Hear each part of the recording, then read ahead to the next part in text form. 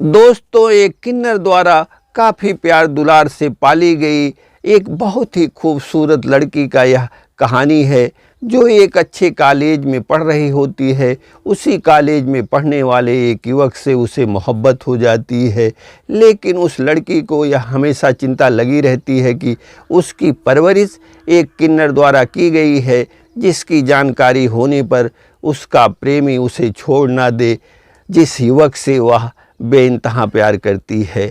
दोस्तों, यह बहुत ही खूबसूरत प्रेम कहानी का वीडियो है।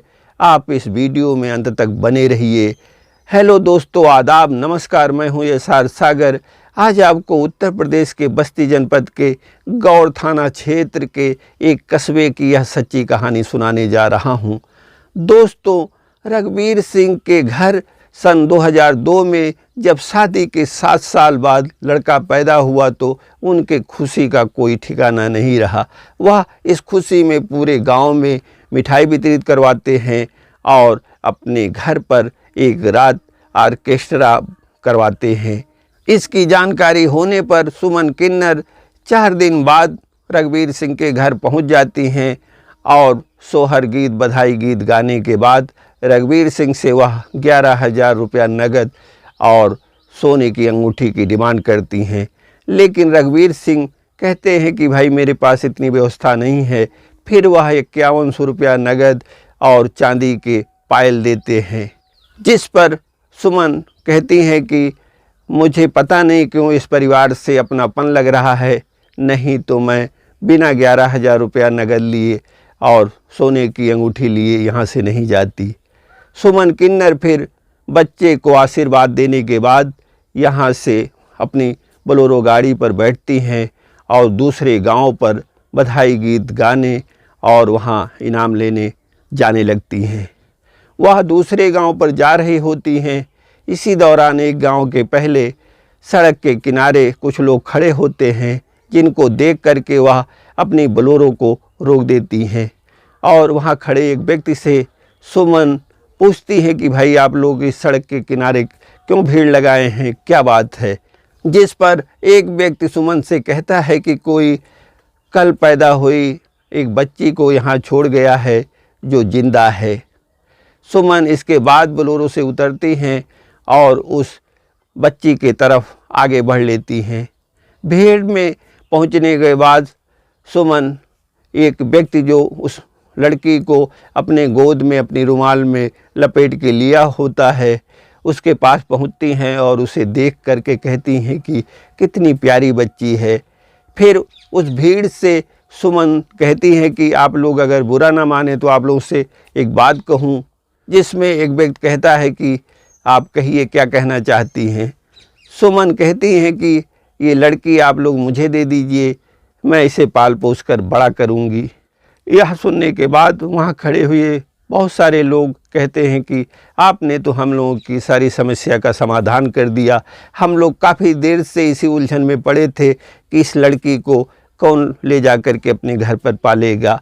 फिर सुमन उस बच्ची को अपनी गोद में ले लेती हैं और आकर के बोलेरो पर बैठ जाती हैं। बोलेरो पर बैठने के बाद सुमन दूसरे गांव पर बधाई गीत गाने ना जा कर के वह सीधे अपने घर निकल जाती हैं। घर पहुंचने के बाद बच्ची को नहलाने धुलाने के बाद उसे नया कपड़ा पहनाती हैं और उसे अपनी गोद में ले कर के निहारने लगती हैं। इसी दौरान सुमन बच्ची को देखते हुए कहती हैं कि कितनी प्यारी, कितनी सुंदर, कितनी कोमल यह बेटी है। फिर सुमन अपनी बेटी का नाम कोमल रख देती हैं। उधर रघुवीर सिंह अपनी पत्नी राधिका से अपने बेटे का नाम रखने के लिए विचार विमर्श करते हैं, जिस पर रघुवीर सिंह की पत्नी राधिका अपने पति रघुवीर सिंह से कहती हैं कि शादी के 7 साल बाद घर में इस खुशी का जो रोशनी आई है, क्यों ना हम लोग अपने बेटे का नाम सूरज रख दें। फिर वह अपने बेटे का नाम सूरज रख देते हैं और इसके 2 साल बाद रघुवीर सिंह के घर एक कन्या पैदा होती है, जिसका नाम पति पत्नी शगुन रखते हैं। समय गुजर रहा होता है, कोमल समय के साथ बड़ी हो रही होती है और इधर सूरज और शगुन भी समय के साथ दोनों बड़े हो रहे होते हैं। कोमल जब 5 बरस की होती है तो सुमन कस्बे के सबसे महंगे प्राइवेट विद्यालय में कोमल का नाम लिखा देती हैं। कोमल वहाँ पढ़ने जाने लगती है। समय और आगे बढ़ता है। कोमल 5वीं के बाद 6वीं में जाती है और जैसे जैसे कोमल बड़ी होती है वह बहुत ही प्यारी और बहुत ही सुंदर लगने लगती है। कोमल जब 8वीं पास करती है इसके बाद सुमन शहर के सबसे महंगे और सबसे अच्छे कॉलेज में कोमल का नाम लिखा देती हैं। कोमल शहर में बस से पढ़ने आने जाने लगती है और हाई स्कूल के बोर्ड परीक्षा में कोमल अपने कॉलेज में टॉप करती है। इसके बाद कोमल इंटर में जाती है और इंटर के बोर्ड परीक्षा में वह अपने क्लास में सबसे अच्छा नंबर लाती है। इंटर पास करने के बाद सुमन कोमल को आगे पढ़ने के लिए और तैयारी करने के लिए उसे इलाहाबाद भेज देती हैं, जहां वह क्वार्टर लेकर के पढ़ने चली जाती है। इधर सूरज इंटर जब पास करता है अच्छे नंबरों से तो उसके पिता रघुवीर सिंह सूरज से कहते हैं कि बेटा, घर के हालात तो ऐसे नहीं हैं कि तुम्हें मैं बाहर रह के पढ़ाऊँ, लेकिन मैं सोच रहा हूँ कि कल को ऐसा ना तुम कहो कि मैं पढ़ नहीं पाया पैसे के अभाव में, इसलिए तुम इलाहाबाद जा कर के वहाँ पढ़ाई करो, तैयारी करो और जैसे तैसे मैं पैसे की व्यवस्था करूँगा। इसके बाद सूरज इलाहाबाद चला जाता है और वहाँ रह कर के पढ़ाई करने लगता है। कोमल और सूरज इलाहाबाद पहुँचने के बाद एक ही डिग्री कॉलेज में दोनों एडमिशन करा लेते हैं और वहाँ पढ़ने लगते हैं। कोमल की खूबसूरती को देख कर के जहाँ उस पर बहुत सारे लड़के मरते हैं, उस पर नज़र रखते हैं, वहीं सूरज सिर्फ अपनी पढ़ाई में लगा रहता और पढ़ाई करने के बाद वह सीधे अपने कमरे पर आ जाता। सूरज और कोमल कॉलेज पर पढ़ाई के अलावा दोनों वहाँ कोचिंग भी कर लेते हैं, दोनों कोचिंग भी पढ़ने जाते हैं। एक दिन सुबह 6:30 बजे कोमल कोचिंग जाने के लिए सड़क पर आती है और एक ऑटो पकड़ करके कोचिंग के लिए वह चल देती है। वहाँ वह ऑटो ड्राइवर को किराया देती है और जल्दी जल्दी उतरती है और कोचिंग पर पहुँच जाती है। तभी वहाँ उसी ऑटो में सूरज आता है और उस पर बैठता है तो उस ऑटो में एक मोबाइल पाता है और मोबाइल पाने के बाद उसे उलट पलट कर देखने लगता है। फिर वह कहता है यह तो काफ़ी महंगी मोबाइल है, करीब 50-60 हज़ार की यह मोबाइल है। उधर कोमल जब कोचिंग सेंटर पर पहुंचती है तो उसे अपनी मोबाइल की याद आती है। फिर वह अपनी सहेली से मोबाइल लेकर के अपने नंबर पर फ़ोन करती है, जिसे सूरज उठाता है। सूरज के फ़ोन उठाने के बाद कोमल कहती है कि आप कहाँ हैं, यह मेरी मोबाइल है, ऑटो में छूट गई है और आप मुझे यह लौटा दीजिए। जिस पर सूरज कहता है कि मैं गांधी चौक के पास पहुंचा हूं और मैं यहां उतर जा रहा हूं, आप आइए मोबाइल अपनी ले लीजिए। फिर कोमल कहती है कि ठीक है, आप वहीं रुकिए, मैं 15-20 मिनट में आपके पास पहुंच रही हूं। इसके बाद कोमल कोचिंग सेंटर से बाहर आती है और एक ऑटो पकड़ करके उस जगह पर पहुंच जाती है। उस जगह पर पहुंचने के बाद वह फिर अपने नंबर पर फ़ोन करती है, जिसे सूरज उठाता है और कोमल उससे पूछती है कि मैं यहाँ पहुँच गई हैं, आप कहाँ हैं। जिस पर सूरज कहता है कि मैं पुलिस बूथ के सामने खड़ा हूँ, आप आ जाइए। जिधर कोमल देखने लगती है और पूछती है कि किस कलर का आप कपड़ा पहने हुए हैं। सूरज कहता है कि मैं रेड कलर का शर्ट पहना हूँ और पुलिस बूथ के सामने खड़ा हूँ। उधर कोमल देखने लगती है और सूरज को वह पहचान जाती है, फिर उसके तरफ आगे बढ़ती है। उसके पास जब कोमल पहुंचती है तो कोमल को देख करके सूरज यह सोचने लगता है कि इतनी खूबसूरत लड़की आज तक मैंने नहीं देखा। फिर वह कोमल की मोबाइल कोमल को दे देता है। कोमल सूरज से कहती है कि यह तो अच्छा हुआ कि आप इस मोबाइल को पाए, वरना दूसरा कोई पाता तो शायद मुझे नहीं लौटाता। इतनी महंगी मोबाइल देख करके उसकी नीयत बदल जाती। जिस पर सूरज कोमल से कहता है कि ऐसा नहीं है कि समाज में अच्छे लोग नहीं हैं, बिना अच्छे लोगों के ये दुनिया, ये समाज नहीं चल रहा है। यह जब सूरज कहता है तो कोमल उसे गौर से देखती है। फिर कोमल सूरज को धन्यवाद देती है कि आपको बहुत बहुत धन्यवाद, आपकी वजह से मेरी मोबाइल मिल गई, नहीं तो आज यह खो जाती। सूरज कहता है कि इसमें धन्यवाद की क्या बात है, आपकी मोबाइल थी, मैंने आपको लौटा दिया। फिर कोमल सूरज को एक बार फिर धन्यवाद देती है और वहाँ से वह फिर ऑटो की तरफ बढ़ लेती है।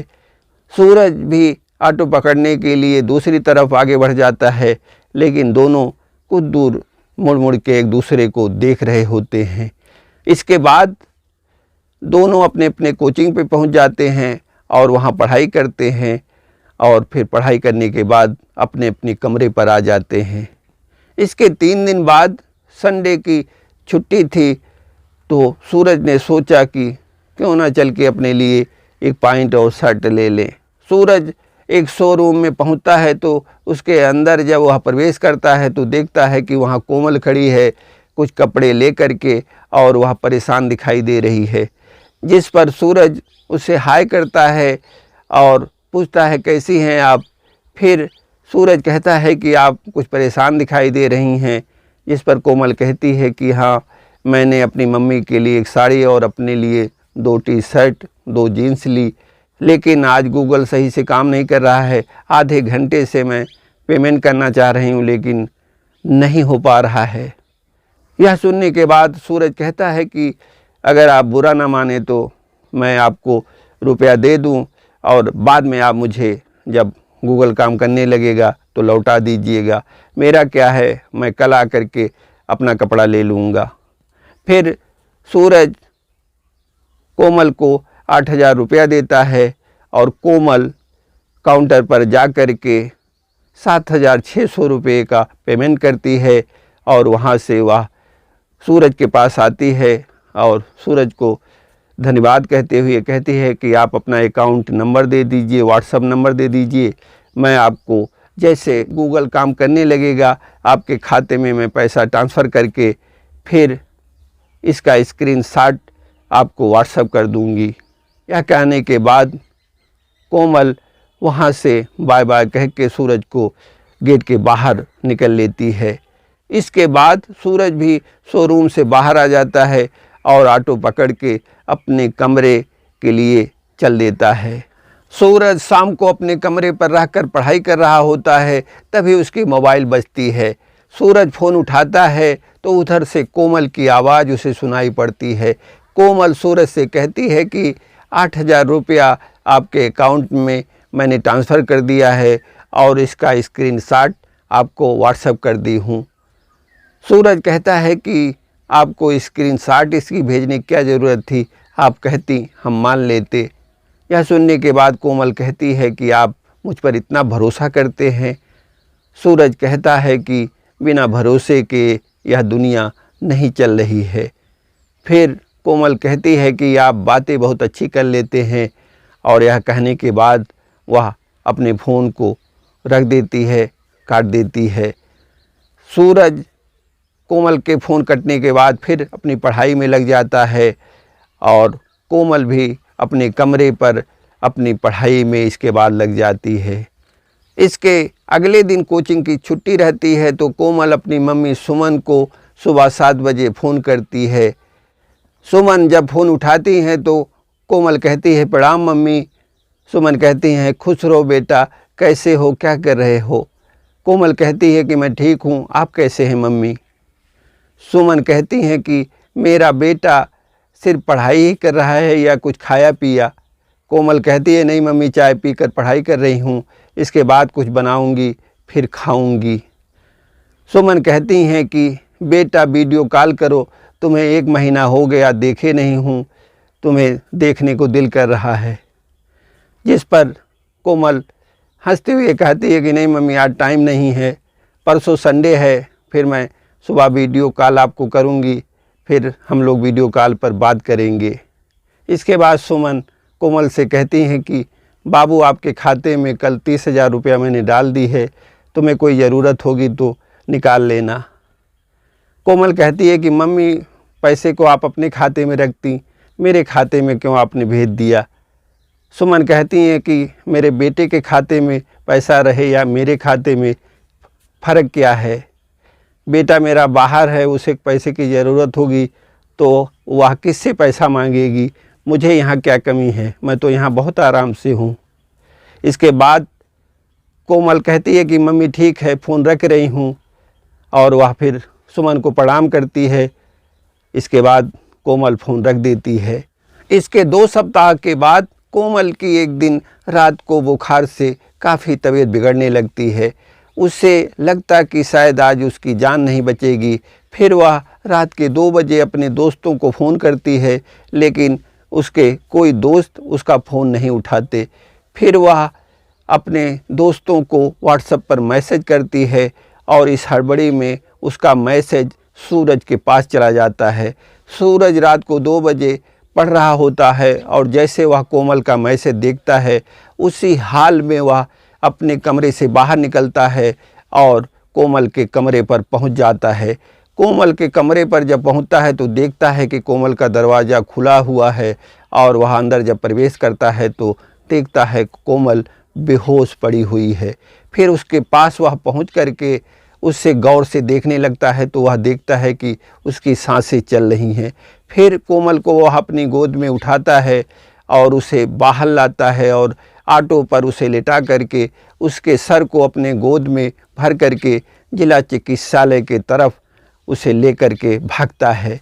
जिला चिकित्सालय पर पहुंचने के बाद डॉक्टर ताबड़तोड़ कोमल का इलाज शुरू कर देते हैं और उसे ग्लूकोज और कई इंजेक्शन डॉक्टर देते हैं। और करीब 6 घंटे के बाद जब कोमल को होश आती है तो कोमल पूछती है कि मैं यहाँ कैसे आई। तभी वहाँ डॉक्टर आ जाते हैं और कहते हैं कि आपको यहाँ सूरज जी ने लाया है। फिर डॉक्टर कहते हैं कि आपको डेंगू बुखार हो गया है, इसलिए आपकी बीपी बहुत नीचे चली गई थी, इसीलिए आप बेहोश हो गई। गनीमत रहा कि आप समय से यहाँ पहुँच गई, नहीं तो आपको बचाना मुश्किल हो जाता। डॉक्टर जब यह सब कह रहे होते हैं तो कोमल सूरज की तरफ देख रही होती है। फिर डॉक्टर कोमल को इंजेक्शन देते हैं और कुछ दवाएं लिखते हैं जिसे सूरज से लाने के लिए कहते हैं, और कहते हैं कि इन्हें 3 बार ये सब दवाएं आप दीजिए, और इनको बहुत वीकनेस हो गई है, इसलिए आप सुबह दोपहर शाम इनको अनार का जूस पिलाएं। यह कहने के बाद डॉक्टर वहाँ से चले जाते हैं और सूरज कोमल की पूरी देख रेख कर रहा होता है और समय समय से उसको दवाएं और अनार का जूस वह पिला रहा होता है। कोमल 3 दिन के बाद पूरी तरह से ठीक हो जाती है और चौथे दिन डॉक्टर आते हैं, कोमल को देखते हैं, चेक करते हैं, तो फिर कहते हैं कि आप अब बिल्कुल ठीक हैं, अब आप अपने घर पे जा सकती हैं। इसके बाद सूरज कोमल को वहाँ से डिस्चार्ज कराता है और ला करके कोमल के कमरे पर कोमल को छोड़ देता है। कोमल को छोड़ने के बाद सूरज कहता है कि अच्छा मैं अब जा रहा हूँ, आप आराम से रहिएगा और समय समय से दवा खाते रहिएगा। यह सुनने के बाद कोमल दिल ही दिल में यह सोचती है कि सूरज को मैं किस अधिकार से रोकूं, और फिर कोमल के आँखों में आंसू आ जाता है। सूरज जब जाने लगता है तो कोमल अपनी आँखों में आंसू लेकर के कहती है कि सूरज तुम्हारे इस एहसान को मैं कैसे चुका पाऊंगी। जिस पर सूरज कहता है कि इसमें एहसान की क्या बात है, वह तो आपका मैसेज मेरे पास आ गया और मैं समय से आपके पास पहुंच गया और आपको अस्पताल पहुंचा दिया। इन सब बातों को आप भूल जाइए, बस आप ठीक हो जाइए और मन लगा करके पढ़ाई कीजिए। हमारे माता पिता इलाहाबाद हमें पढ़ने के लिए भेजे हैं, हमको बस अपनी पढ़ाई पर ध्यान देना चाहिए और सारी बातों को आप भूल जाइए। यह सुनने के बाद कोमल कहती है सूरज तुम कितने अच्छे हो, तुम्हारे अंदर ना कोई स्वार्थ है, ना कोई लालच है। तुम्हारे माता पिता कितने अच्छे होंगे जो तुम जैसा बेटा उन्हें मिला हुआ है। इसके बाद सूरज कोमल को बाय बाय करता है और वहाँ से अपने कमरे के लिए निकल लेता है। सूरज के वहाँ से आने के बाद कोमल को लगता कि जैसे उसका सब कुछ खो गया है। शाम हुआ और शाम को बगैर कुछ खाए पिए कोमल सो गई। सुबह हुआ और कोमल सूरज के फ़ोन का इंतज़ार करने लगी, लेकिन सूरज अपने कमरे पर गया और वह पढ़ाई में लग गया। सूरज का भी मन करता कि कोमल से बात कर लें, लेकिन फिर वह अपने आप को समझाता कि यह सब ठीक नहीं है, हम यहाँ पढ़ाई करने आए हैं, हमें सिर्फ पढ़ना है। 2 दिन सूरज का फ़ोन नहीं आया। कोमल हर पल सूरज के फ़ोन का इंतज़ार कर रही थी। तीसरे दिन कोमल अपने दिल को बहलाने के लिए एक पार्क में घूमने गई और वहाँ खाली देख सुनसान जगह पर एक सीट पर बैठ गई। वहाँ बैठने के बाद वह सूरज के बारे में सोच रही होती है और उसका मन नहीं मानता। फिर वह मोबाइल निकालती है और सूरज को फ़ोन करती है।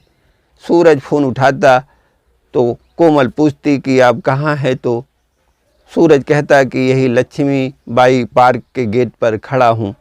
जिस पर कोमल कहती है कि मैं इसी के अंदर बैठी हुई हूँ और आप अंदर आ जाइए।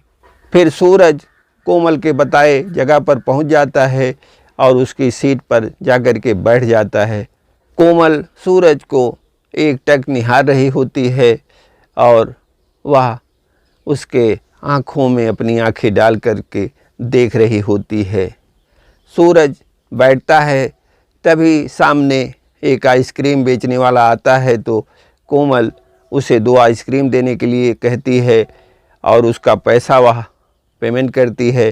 फिर दोनों आइसक्रीम ले करके एक सूरज को देती है और एक खुद खाने लगती है। दोनों आइसक्रीम खा रहे होते हैं और एक दूसरे को दोनों देख रहे होते हैं। तभी सूरज की मोबाइल बजती है। सूरज फ़ोन उठाता है तो उधर से उसके पापा की आवाज़ गूंजती है। सूरज अपने पापा को प्रणाम करता है और उसके पापा सूरज से कहते हैं कि बेटा, जो तुम 15,000 रुपया मांगे हो उसकी व्यवस्था में लगा हूँ और एक लोगों से मांगा हूँ। 2 दिन बाद वो देने के लिए कहे हैं। जैसे वह पैसा देंगे मैं आपके खाते में लगा दूँगा। सूरज कहता है कि ठीक है पापा, 2 दिन के बाद लगा दीजिएगा, जैसे तैसे मैं 2 दिन और मैनेज करूँगा। इसके बाद उसके पापा पूछते हैं कि और कैसे हो बेटा। सूरज कहता है कि ठीक हूँ पापा, आप कैसे हैं, मम्मी कैसी हैं और शगुन कैसी है। तो उसके पापा कहते हैं कि हम लोग भी ठीक हैं, तुम वहाँ मन लगा के पढ़ाई करना। सूरज कहता है कि हाँ पापा, मैं यहाँ बहुत मन लगा करके पढ़ाई कर रहा हूँ। फिर उसके पापा कहते हैं कि बेटा फ़ोन रख रहा हूँ। सूरज कहता है कि ठीक पापा, अच्छा प्रणाम पापा। इसके बाद उसके पापा फ़ोन रख देते हैं और सूरज और कोमल फिर दोनों एक दूसरे को देखने लगते हैं। सूरज जब अपने पापा से बात कर रहा होता है तो उसके मोबाइल का स्पीकर तेज़ होता है, इसलिए उसके पापा की सारी बात कोमल सुन रही होती है। आइसक्रीम खाने के बाद कोमल और सूरज दोनों इधर उधर की बातें करते हैं और काफ़ी देर तक वहाँ बैठे रहते हैं। फिर सूरज कहता है कि शाम हो रहा है, चलते हैं, घर पर पढ़ाई करना है। कोमल कहती है कि अभी रुकिए, फिर थोड़ी देर बाद चलेंगे। थोड़ी देर और फिर वहाँ सूरज बैठता है और सामने एक चाय वाला आता है। कोमल उस चाय वाले को आवाज़ देती है और 2 चाय ले कर के फिर दोनों चाय पीने लगते हैं। चाय पीने के दौरान कोमल सूरज को बार बार गहरी नज़रों से देख रही होती है। इसके बाद दोनों वहाँ से गेट के बाहर आते हैं और अपने अपने कमरे के लिए निकल लेते हैं। सूरज वहाँ से आगे बढ़ता है, लेकिन कोमल 4 कदम आगे बढ़ने के बाद फिर वहाँ रुक जाती है और जब तक सूरज उससे दिखाई देता है, वह उसे एकटक वहीं से खड़ी होकर के देख रही होती है। जब सूरज कोमल के आँखों से ओझल हो जाता है, उसके बाद कोमल वहाँ से अपने कमरे के लिए निकल लेती है। सूरज रात को 10 बजे अपने कमरे पर वह रह कर के पढ़ाई कर रहा होता है, तभी उसे कोमल का मैसेज व्हाट्सएप पर दिखाई देता है। सूरज व्हाट्सएप खोलता है और कोमल का मैसेज पढ़ने लगता है, जिस पर लिखा होता है कि आपके खाते में मैंने 20,000 रुपया ट्रांसफ़र कर दिया है और आप क्वार्टर का किराया और जिन लोगों को देना लेना है सबका दे दीजिए और पापा जी को फ़ोन कर दीजिए कि वह हमारे रहते किसी दूसरे के सामने हाथ ना फैलाएं। आपकी कोमल। यह मैसेज जब सूरज पढ़ता है तो उसे सिहरन हो जाती है और फिर वह कोमल को मैसेज करता है। जैसे सूरज का मैसेज कोमल को मिलता है, कोमल उसे खोल करके पढ़ने लगती है, जिस पर लिखा होता है कि आप मुझ पर इतना एहसान मत कीजिए कि मैं आपकी नज़रों से गिर जाऊं। आपका सूरज। यह पढ़ने के बाद कोमल बुदबुदाते हुए यह कहती है कि आपको कैसे बताएं कि अब सब कुछ मेरा आपका हो गया है, आपके बिना ये मेरी ज़िंदगी अधूरी है। फिर कोमल सूरज को मैसेज करती है। जैसे ही कोमल का मैसेज सूरज को मिलता है, सूरज उसे खोलकर पढ़ने लगता है, जिस पर लिखा होता है कि आपसे एक बात कहूँ, आप बुरा तो नहीं मानेंगे और आप हमसे दूर तो नहीं चले जाएंगे। यह पढ़ने के बाद सूरज कोमल को फिर मैसेज करता है। जैसे ही सूरज का मैसेज कोमल को मिलता है, कोमल उसे खोलकर पढ़ने लगती है, जिस पर लिखा होता है कि आप बताइए आप क्या कहना चाहती हैं, मैं नहीं बुरा मानूंगा, आपसे नहीं दूर जाऊंगा। यह पढ़ने के बाद कोमल फिर सूरज को मैसेज करती है।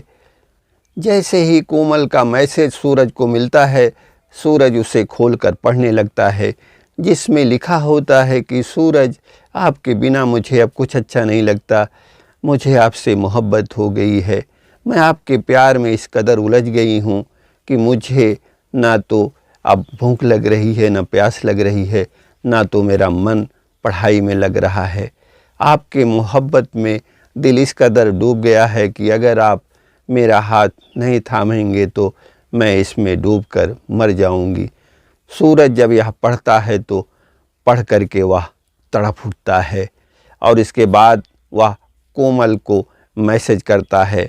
कोमल जैसे सूरज का मैसेज पाती है, वह खोलकर पढ़ने लगती है, जिसमें लिखा होता है, कोमल जी, मैं भी आपसे इतना ही मोहब्बत करता हूँ, मेरे भी ख्यालों में बस आप ही आप हैं, लेकिन हम यह नहीं चाहते कि प्यार मोहब्बत में पढ़ करके हम अपने करियर को बर्बाद कर लें, ख़राब कर लें। हम लोग इलाहाबाद पढ़ने आए हैं और हमारे माता पिता के कुछ ख्वाब हैं, कुछ उनके सपने हैं और मैं नहीं चाहता कि उनके सपने बिखर जाएं। यह जब कोमल पढ़ती है तो उसके आँखों में आंसू आ जाता है। इसके बाद कोमल सूरज को फिर मैसेज करती है। सूरज कोमल का मैसेज पाते ही उसे पढ़ने लगता है, जिस पर लिखा होता है कि सूरज, तुम मुझे धोखा तो नहीं दे दोगे। सूरज यह पढ़ने के बाद कोमल को मैसेज करता है और कोमल को जैसे सूरज का मैसेज मिलता है वह पढ़ने लगती है, जिस पर लिखा होता है कि नहीं कोमल, मैं मर जाऊंगा लेकिन आपको कभी धोखा नहीं दूंगा। यह पढ़ने के बाद कोमल सूरज को मैसेज करती है कि सच। सूरज उधर से लिखता है कि सच। फिर कोमल सूरज को मैसेज करती है कि I love you Suraj, I love you. फिर सूरज भी कोमल को मैसेज करता है कि I love you Komal, I love you. इसके बाद सूरज कोमल को मैसेज करता है कि रात के 1 बज गए हैं, अब हम लोग सो जाते हैं, सुबह कॉलेज भी जाना है। फिर दोनों एक दूसरे को गुड नाइट का मैसेज करते हैं और फिर सोने का प्रयास करने लगते हैं। इसके आगे की कहानी आपको अगले भाग में सुनाऊंगा। तब तक के लिए जय हिंद।